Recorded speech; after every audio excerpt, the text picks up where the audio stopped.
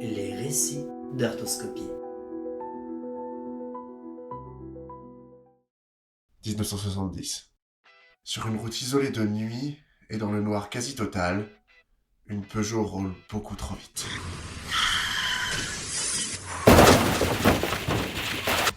Trois personnes sont à son bord. L'un d'eux, un homme de 21 ans, à l'arrière, a le bras cassé. La passagère avant, une femme, est passée à travers le pare-brise et est inconsciente. Et au volant se trouve un acteur, lui, indemne. Le choc a été brutal. Le verre du pare-brise a explosé dans tous les sens. L'homme au volant descend de la voiture, complètement paniqué. Il pense qu'il vient de tuer la passagère. Derrière, le jeune homme hurle de douleur. L'acteur regarde autour de lui. Il n'y a personne sur cette route de campagne. Soudain, la femme se réveille. C'est le soulagement. Une fois avoir vérifié que tout allait bien, ils abandonnent la voiture accidentée et s'enfuient dans la nuit. Ils courent jusqu'à une ferme voisine et tentent de voler la voiture d'un fermier pour disparaître. Réveillé, ce dernier sort avec un fusil et hurle. Mais rien n'y fait. Les trois ombres s'enfuient avec leur nouvelle voiture.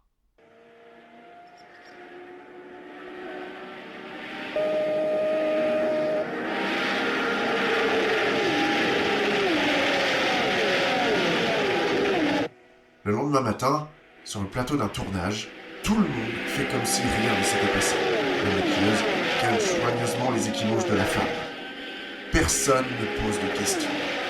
Le jeune homme, assistant de l'acteur, accepte de porter le chapeau. L'omerta s'installe. L'accident n'a jamais eu lieu. Ce n'est que plusieurs années plus tard que la vérité sortira. La femme qui a traversé ce pare-brise s'appelle Helga Andersen, elle aussi actrice. Elle racontera cette nuit-là dans le documentaire intitulé The Man and Le Mans de John McKenna et Gabriel Clark, sorti en 2015. Le lieu de l'accident, dans le département de la Sarthe, pas loin de la ville du Mans. Et l'homme qui conduisait la voiture cette nuit-là, l'homme qui a mené leur fuite dans la nuit, Steve McQueen, la plus grande star de cinéma de son époque. Cet accident restera secret pendant des décennies, mais il reste finalement le symbole d'un long cauchemar. Parce que McQueen n'est pas venu en France pour des vacances. Il est venu pour réaliser le rêve de sa vie. Faire un film sur les 24 heures du Mans. Son film. Le film qu'il attend de faire depuis des années. Steve McQueen et la course automobile, c'est une histoire d'amour qui remonte loin. Bien avant d'être acteur, il rêvait d'être pilote professionnel. Et quand il devint une star à Hollywood, il continuera de courir les week-ends sous un faux nom pour que les studios, et surtout les assurances, ne le sachent pas. La course, c'est sa vraie passion. Le cinéma, c'est, grossièrement pour lui, juste ce qui paye les factures. Et depuis des années, l'acteur a un projet qui l'obsède. Faire un grand film sur la course. Titré au départ Day of the Champions, le projet porté par la star et le réalisateur John Sturges était un vrai film tourné pendant de vraies courses, avec de vrais pilotes et de vrais enjeux. Un film qui montrerait ce que c'est vraiment que d'être dans ces voitures, à risquer sa vie à 300 km/h. Mais en 1966, le réalisateur John Frankenheimer sort Grand Prix, une super production sur la Formule 1 avec des innovations techniques incroyables pour l'époque. Et surtout, avec en tête d'affiche James Garner, un acteur qui était un ami proche de McQueen, partageant la distribution avec ce dernier dans La Grande Évasion. La star ne s'en remettra jamais. Il vit ça comme une trahison personnelle. Garner a pris sa place dans le film qu'il aurait dû faire, d'autant que les négociations pour lui proposer le rôle avaient tourné court. Alors, McQueen décida qu'il fera son film. Pas sur la Formule 1, mais sur les 24 heures du Mans. Et cette fois, personne ne lui prendra ça. Il sera producteur via sa société Solar Production. Il choisira le réalisateur, il choisira les voitures, il choisira les pilotes. Il validera chaque plan, chaque décision. Ce sera son film à lui, sans compromis. Un film qui effacera Grand Prix de l'histoire du cinéma. Un film qui deviendra la référence absolue. Mais, avant que le tournage commence, quelque chose de terrible se produit. Nous sommes à l'été 1969, quelques mois avant le départ pour la France, le 9 août exactement. Ce soir-là, Steve McQueen est invité à une soirée chez Sharon Tate, l'actrice qui vient d'épouser le réalisateur Roman Polanski. C'est une fête entre amis, dans une belle maison des collines de Los Angeles. McQueen doit y aller, mais au dernier moment, il change d'avis. Il part avec une femme qu'il vient de rencontrer. Cette nuit-là, les disciples de Charles Manson massacrent Sharon Tate et tous les invités présents dans la maison. Un crime qui choquera durement l'Amérique. Et, quand McQueen apprend la nouvelle, il réalise qu'il vient d'échapper à la mort. Mais ce n'est pas tout. Quelques jours plus tard, il découvre que son nom figurait sur ce que la presse appellera la liste de la mort de Manson. Il était une cible. La paranoïa s'installe. McQueen, qui était déjà jusque-là quelqu'un de méfiant, devient complètement parano. Il se met à porter une arme en permanence. Et il ne fait plus confiance à personne.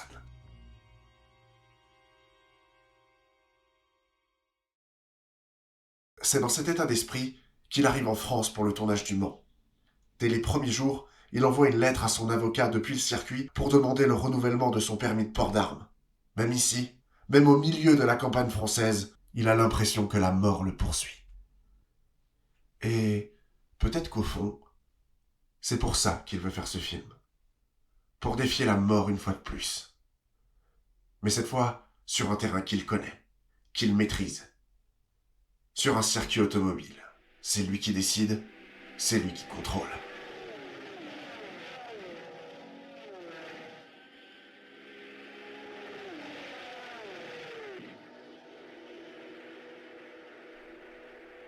Avant même le début du tournage officiel, McQueen veut prouver quelque chose.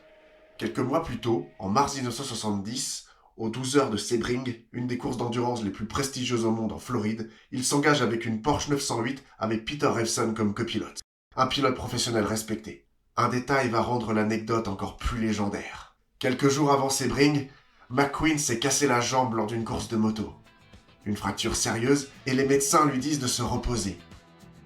McQueen s'en fout. Il court quand même à Sebring pendant 12 heures avec la jambe cassée. Le résultat ? 2e place. Steve McQueen, acteur de cinéma avec une jambe cassée, termine 2e des 12 heures de Sebring avec Peter Revson face au meilleur pilote professionnel du monde. Cette Porsche 908 modèle 2, celle-là même qui vient de terminer 2e à Sebring, McQueen décide qu'elle ne finira pas dans un musée. Il va la ramener avec lui en France. Et elle sera transformée en voiture caméra pour le film. Équipée de 3 caméras embarquées, elle filmera la vraie course des 24 heures du Mans de l'intérieur. Pilotée par des professionnels. Ce que McQueen vient de prouver, c'est qu'il n'est pas juste un acteur de Hollywood qui aime les voitures. C'est un vrai pilote. Un pilote qui mérite le respect. Début juin 1970, tout est enfin prêt. Les équipes de McQueen et du réalisateur John Sturges sont dans la Sarthe pour préparer les prises de vue. La production a installé un véritable village à proximité avec 20 bureaux pour accueillir les 300 personnes de Solar Production. Monter un garage complet à Arnage, au sud-ouest du circuit, avec tout le matériel nécessaire. Et réunir 25 voitures de course et 41 pilotes professionnels, dont 6 qui ont déjà couru les 24 heures du Mans. C'est une armada, une machine de guerre. Le budget est colossal, l'ambiance est démesurée. Et après la course, le circuit est carrément loué pour 3 mois, permettant les prises de vue supplémentaires. Le tournage peut commencer. Mais il y a un problème. Il n'y a toujours pas de scénario. Et pour un film, ce n'est vraiment pas un détail.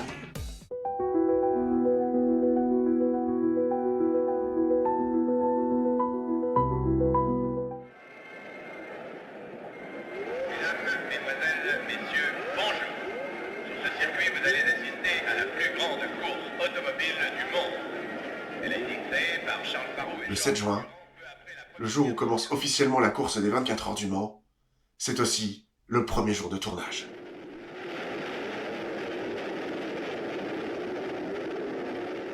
La Porsche 908, numéro 29, celle qui a terminé 2e à Sebring avec l'acteur au volant, a été entièrement transformée. Elle est équipée de 3 caméras qui filment en continu. Et elle ne fait pas semblant. Elle participe réellement à la course, pilotée par Herbert Linger et Jonathan Williams, 2 pilotes professionnels. Pendant 24 heures, cette voiture va tourner sur le circuit en filmant tout ce qui se passe autour d'elle. Elle va parcourir 282 tours, soit 3790 km. Elle terminera 9e au classement, mais ne sera pas classée officiellement parce qu'elle doit s'arrêter toutes les 15 minutes pour changer les bobines de pellicule. Mais ce n'est pas tout. McQueen a fait transformer une Ford GT40 en Spider, en retirant complètement le toit. Sur le siège passager à droite, il installe un cadreur avec une caméra. À gauche, le pilote. Et pendant que la voiture fonce à pleine vitesse sur le circuit, au milieu des autres bolides, le cadreur peut tourner sa caméra dans tous les sens, suivre les mouvements des voitures qui doublent, qui freinent, qui dérapent. C'est une rupture totale avec tout ce qui s'est fait avant.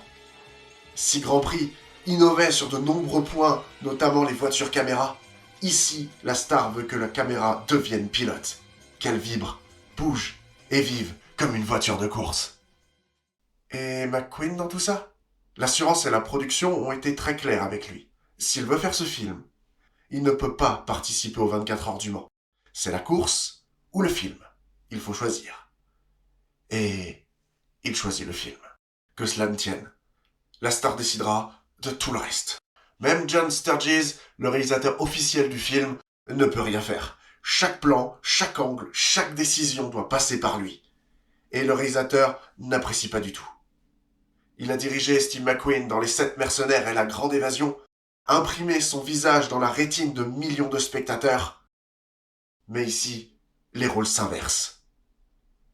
Ce film est le rêve de son acteur. Alors c'est lui qui commande, comme sur la piste. Enfin, c'est ce qu'il croit. Parce qu'en pratique, rien n'avance. Dans une roulotte installée près du circuit, 2 scénaristes tentent désespérément d'écrire quelque chose. Ils s'appellent Harry Kleiner et Ken Purdy, experts automobiles du magazine Playboy. Leur mission est impossible. McQueen refuse que son film ait une réelle construction. Pas d'histoire d'amour, ni d'histoire tout court. Il veut que le spectateur suive 24 heures dans la vie d'un pilote, dans un format quasi documentaire. Les acteurs tournent sans réplique, ni réelle situation de jeu. Juste de la course, des regards et du silence. Sur un circuit automobile, le bruit des moteurs remplace de toute façon les conversations. Mais sur un tournage sans scénario, sans structure, le danger n'est pas seulement les voitures. Il est partout. Derek Bell est un pilote professionnel britannique. Il devient plus tard un des plus grands champions de l'histoire des 24 heures du Mans. Mais ce jour-là, pendant une session de tournage, sa Ferrari prend feu. Les flammes envahissent l'habitacle. Bell s'en sort, mais il est gravement brûlé au visage et aux mains. Et puis, il y a David Piper. Lui aussi un professionnel respecté. Un jour, au volant d'une Porsche 917, il perd le contrôle à pleine vitesse et percute un garde-fou. La voiture se désintègre littéralement. Quand on sort Piper des débris, on découvre qu'il a perdu une partie de sa jambe droite. Il faudra l'amputer. La scène n'était pas écrite dans un scénario. L'accident est bien réel. Au générique du film, d'ailleurs, il y aura une mention spéciale pour le sacrifice de David Piper. Après l'accident, McQueen ira voir les producteurs. Il leur demandera de donner toutes les recettes de l'avant-première du film à David Piper et à sa famille pour les aider. Les producteurs refuseront. Pour les scènes les plus dangereuses, c'est Joseph Siffer, un pilote suisse qui double la vedette. Mais, malgré cela, l'interprète de Joss Randall a lui-même frôlé la mort plusieurs fois. Un jour, au volant d'une des voitures, il rate de peu un camion qui traverse le circuit. À 300 km/h, ça se joue à quelques centimètres. Le prix du réalisme, la vraie violence, le vrai danger derrière la beauté des images. Mais ce n'est que le début du cauchemar. Parce que ce tournage est en train de partir complètement en vrille. Le budget explose. Les chiffres sont difficiles à établir avec certitude, mais selon les sources de l'époque, on parle de 6 millions de dollars de budget initial, avec un dépassement qui atteindra 1 700 000. C'est énorme pour l'époque. Il faut payer les équipes, les voitures, les pilotes, la location du circuit. L'argent coule à flot. Et la société Cinema Center Film, qui avait signé un engagement mirobolant avec McQueen et sa société pour plusieurs films, commence à paniquer. Alors, ils vont reprendre le contrôle. Ils se rendent en France et font signer à McQueen un nouveau contrat en plein milieu du tournage. les termes sont clairs. Désormais, Steve McQueen ne sera que l'acteur. Plus de validation des plans, plus de contrôle. C'est un coup de massue pour lui. Il se sent trahi.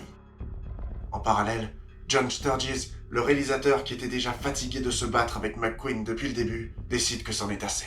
Il quitte le projet. Le 17 juin 1970, le tournage s'arrête complètement pendant 2 semaines. Et personne ne sait alors si le film va pouvoir se terminer. La production appelle en catastrophe un réalisateur en contrat chez eux et l'enjoint de prendre un avion FISA pour la France et sauver le film du naufrage. Son nom, Elias Katsin. Réalisateur de télévision, ce dernier ne connaît rien à la course automobile et n'en cache rien à McQueen. Si au début c'est la guerre entre la star et son nouveau réalisateur avec de violentes disputes sur le plateau, un jour, par miracle, quelque chose se passe. Le pilote comprend que le réalisateur ne veut pas transformer le film en médiocre film d'action mécanique. Il finit par comprendre que Katsin n'est pas là pour trahir sa vision. Il est même là pour l'aider à la réaliser. Il écoute ce que McQueen essaye de faire. Et il comprend. Il veut faire quelque chose de différent, de contemplatif, de documentaire. Un film où la course elle-même est le personnage principal. Et c'est bien cette version du scénario que Kleiner et Purdy finissent par donner à l'équipe. Don Nully, l'accessoiriste qui a suivi tout le tournage, racontera des années plus tard. Steve McQueen s'est battu au jour le jour pour garder l'histoire à un concept minimal. Il ne voulait pas d'une histoire d'amour. Il ne voulait pas qu'un film normal se déroule. C'était une période de 24 heures dans la vie d'un pilote. C'est ce qu'il voulait filmer, et c'est essentiellement ce que nous avons fait. L'histoire sera donc minime. Et à la différence des autres films dans la filmographie de l'acteur, il n'en sera jamais véritablement le centre. McQueen incarne Michael Delaney, un pilote américain qui revient au Mans 1 an après un accident mortel. L'année précédente, son rival italien Piero Belghetti a perdu le contrôle de sa Ferrari dans un virage, forçant Delaney à s'écraser lui aussi. Belghetti est mort. Delaney, lui, est revenu. Sur le circuit, il croise Lisa, la veuve de Belghetti, venue se recueillir.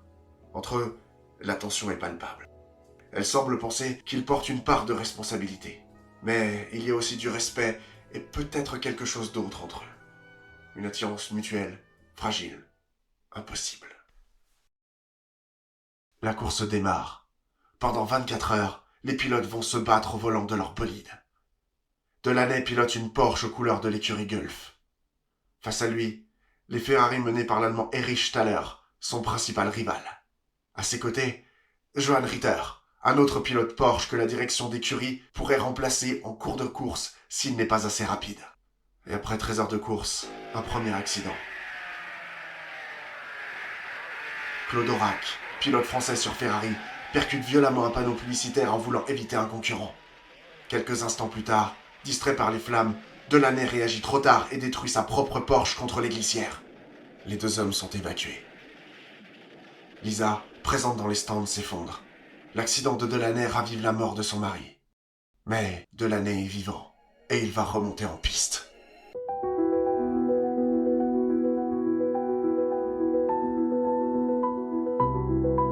Début novembre 1970, après 2 mois de retard sur le planning initial, le tournage se termine enfin.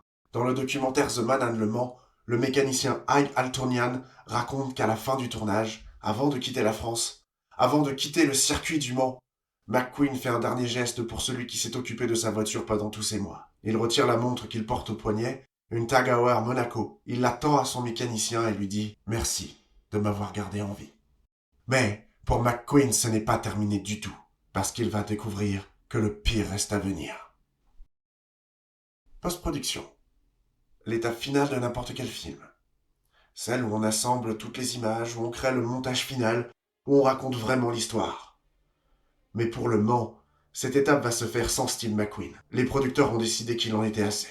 Le tournage a été un cauchemar, le budget a explosé, McQueen a été incontrôlable, alors ils vont terminer le film eux-mêmes, dans leur studio en Californie, sans lui. Imaginez la situation. Il y a des kilomètres de pellicule, des centaines d'heures de rush, des images incroyables de la course filmées de l'intérieur avec des techniques révolutionnaires. Mais il y a aussi un scénario extrêmement mince, presque inexistant. l'équipe de montage doit raconter une histoire avec très peu de dialogue, très peu d'éléments dramatiques classiques. C'est un défi énorme. En même temps, ils essayent de respecter ce que McQueen voulait faire. Eux aussi ont compris que ce film était différent. Avant la sortie, les monteurs montrent un montage final à McQueen. C'est la première fois qu'il voit le film terminé. Il le regarde, silencieusement, et à la fin, il les remercie chaleureusement. Mais quelque chose en lui est brisé. Quand arrive l'avant-première du film, la star ne vient pas. L'artiste a été dépossédé de son œuvre. Le film existe, mais ce n'est plus vraiment son film. D'autant que l'échec commercial est rude. Le film sort en salle en 1971 et sur l'affiche, on retrouve Steve McQueen et des voitures de course. Ça ressemble à un film d'action, mais ce n'en est pas un. Le résultat est presque un documentaire contemplatif. Il y a très peu de dialogue, pas d'histoire d'amour, pas de grands méchants à combattre. Juste la course, filmée de l'intérieur, avec un réalisme et une beauté incroyables. Pour McQueen, c'est le miroir de son ego. Il a refusé de travailler avec le scénariste qui avait écrit L'affaire Thomas Crown et Bullitt, les deux films qui ont fait de lui une superstar mondiale. Il a voulu tout contrôler lui-même, et maintenant, le résultat est là. En France, le film fait tout de même 1 100 000 entrées. La star doit essayer son premier véritable échec. Et, comme toujours, avec le temps, quelque chose va se produire. Lentement, progressivement, Le Mans va devenir un film culte. Les cinéphiles vont le redécouvrir. Les passionnés de course automobile vont comprendre ce que McQueen essayait de faire. Les réalisateurs vont étudier les innovations techniques. Le film va devenir une référence. Pas une référence commerciale, pas un blockbuster, mais une référence artistique, une référence technique. Un film révolutionnaire qui a osé quelque chose de différent. Mais c'est trop tard. McQueen a trop perdu. À tel point qu'il va devoir même fermer sa société de production dans la foulée. Et ce n'est pas seulement professionnellement que McQueen a perdu pendant ce tournage. Il a aussi perdu personnellement.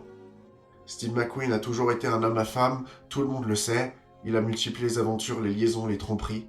Pour le tournage du Mans, sa famille l'a suivi en France. Sa femme Neil et ses 2 enfants. Ils se sont installés là-bas pendant les mois de tournage. Et c'est là, en France, que quelque chose se brise définitivement. Neil McQueen, qui a supporté pendant des années les infidélités de son mari, décide qu'elle aussi peut avoir des aventures. Sur le tournage, elle le trompe à son tour. Et là, c'est l'effondrement. McQueen, qui a trompé sa femme des dizaines de fois, ne supporte pas qu'elle fasse la même chose. C'est l'hypocrisie absolue, bien sûr. Il ne s'en remettra pas. À leur retour aux États-Unis, le couple se sépare.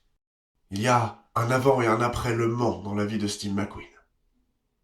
Avant, il rêvait de combiner ses 2 passions, le cinéma et la course automobile. Et après, c'est fini. Il ne fera plus jamais de film sur la course. Il ne courra plus jamais en compétition. Cette partie de sa vie est morte. Il continue sa carrière d'acteur. Il tournera encore quelques grands films, notamment Guet-apens, où il rencontrera sa seconde femme, Ali MacGraw, Papillon, La Tour Infernale. Mais quelque chose avait changé. Novembre 1980. 10 ans après le tournage, Steve McQueen est hospitalisé au Mexique. À 50 ans, il est en train de mourir d'un cancer. Les médecins américains lui diagnostiquent un cancer des poumons très avancé qui serait dû à l'amiante et ne lui donne aucun espoir de survie. Au Mexique, il tente une chirurgie de la dernière chance pour extraire cette tumeur. Mais avant ça, il demande pour les autres patients de la clinique une copie d'un film. Un film plus personnel que les autres. Un film qui, l'espère-t-il, restera après lui, Le Mans. Si le film l'a tué 2 fois, une fois artistiquement en 1971, quand le public a boudé son œuvre et qu'il a dû abandonner son rêve de combiner cinéma et course automobile, puis probablement physiquement en 1980, il reste un film culte, révolutionnaire, haletant, un film qui restera pour les passionnés de cette course mythique comme un témoignage d'une époque révolue. Il y a une légende qui circule depuis des décennies. Une légende jamais confirmée, jamais démentie non plus. Elle raconte que pendant la course des 24 heures du Mans, en 1970, de nuit, Steve McQueen aurait enfilé un casque et se serait glissé au volant d'une de ses voitures. Il aurait disputé un relais d'une demi-heure en secret, sans que personne ne le sache officiellement. Un pilote belge du nom de Willy Brellard a affirmé des années plus tard avoir vu McQueen succéder à Herbert Linge au volant de la Porsche Camera cette nuit-là. Rien n'a jamais été officiellement confirmé. C'est peut-être vrai, c'est peut-être faux. Au fond, on ne le saura jamais. Mais on aimerait croire que pendant quelques minutes, dans la nuit, Steve McQueen a pu réaliser son rêve. Piloter au Mans, au milieu de la vraie course. Sans caméra, sans Hollywood, sans rien. Juste, lui et la piste.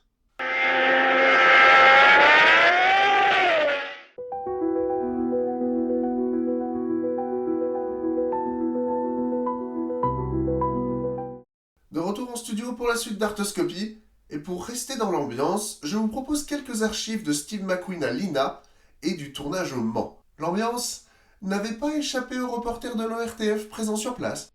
Ne quittons pas le domaine de l'automobile avec un étrange village planté sur le circuit du Mans. On y entend parler anglais, italien, français, mais surtout automobile et cinéma. On tourne un film sur les 24 heures du Mans. Le producteur, l'acteur, le voici, Steve McQueen. À 15 ans, il était mécano pour une compagnie de taxi. Son cachet aujourd'hui, 5 millions de francs. Il a engagé 20 millions dans le film. Le metteur en scène du film est John Sturges. À son actif, West Side Story, Les 7 mercenaires. Pourtant, McQueen veille à tout. McQueen devant la caméra. McQueen derrière. Quand c'est bon pour tout le monde, pour McQueen, il faut recommencer. Notre deuxième extrait est tiré d'une interview du King of Cool lui-même, dont le journaliste ne cesse de l'appeler Joss Randall, le héros de la série Au nom de la loi qui cartonnait à l'époque sur les antennes de l'ORTF. Il nous explique que les voitures c'est pas son truc, que la moto c'est trop bien et que les chevaux ça peut nous tuer. Notre chasseur de primes, Joss Randall, a abandonné le cheval pour la voiture, mais que préfères-tu? Well, horses. Le cheval, c'est ton meilleur ami jusqu'à ce qu'il te tue. La voiture, c'est bien, mais je préfère la moto. I'm a motorcycle racer, you know. I mean, motorcycles. Well, I'm very bad driver. Je suis un très mauvais conducteur et je pense que la course, c'est vraiment trop dangereux. Race driving, I mean, it's very dangerous, you know. Tu peux retrouver Artoscopie sur Radio Dio un dimanche par mois de 19h à 20h et en podcast sur toutes les plateformes. On termine cette émission avec quelques brèves sur le monde de l'art. Les récits d'Artoscopie. Et on commence tout de suite en parlant de la sortie de Retour à Silent Hill. Christophe Gans revient 20 ans après son premier film, très réussi à Silent Hill, et après un second opus plutôt moyen. Cette adaptation du mythique Silent Hill 2, qui intervient après la sortie du remake, a clairement peiné à convaincre les fans, mais il reste un film d'auteur très honnête et cohérent dans sa démarche.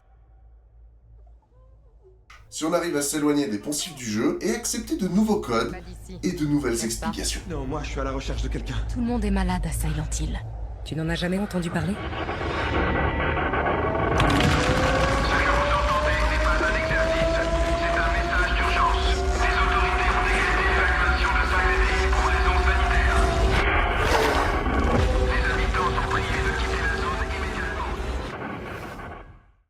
On enchaîne avec du gaming, Resident Evil Requiem. That's 6 now. 6 survivors of Raccoon City home, dead from the same thing. Yeah, that's not good. Victor purchased a building after Umbrella went under. The Rhodes Hill Chronic Care Center.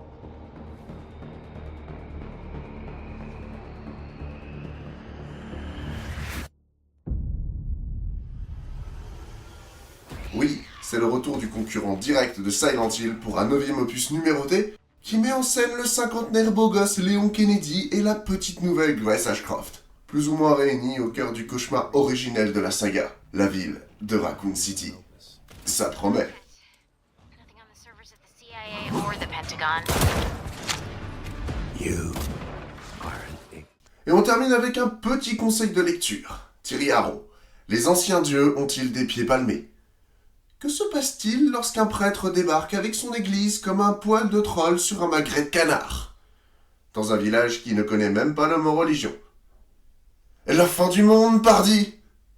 Oui, les aficionados l'auront compris, c'est un hommage à Lovecraft et à Pratchett plutôt réussi. À retrouver chez l'éditeur La Force G. Et bientôt dans l'émission. Tu préfères la vidéo? Artoscopie est en direct sur Twitch une fois par mois et sur YouTube. Abonne-toi. Voilà, c'est tout pour moi. J'espère que cette émission vous aura plu. Vous pouvez retrouver l'émission en direct sur Radio Dio, en podcast sur toutes les plateformes. Des bonus vidéos sont à retrouver sur nos pages TikTok, Instagram et notre chaîne YouTube. On se retrouve le mois prochain, même jour, même heure, et sur Twitch en plus. Alors n'oubliez pas, l'art n'a jamais de frontières. Tchuss!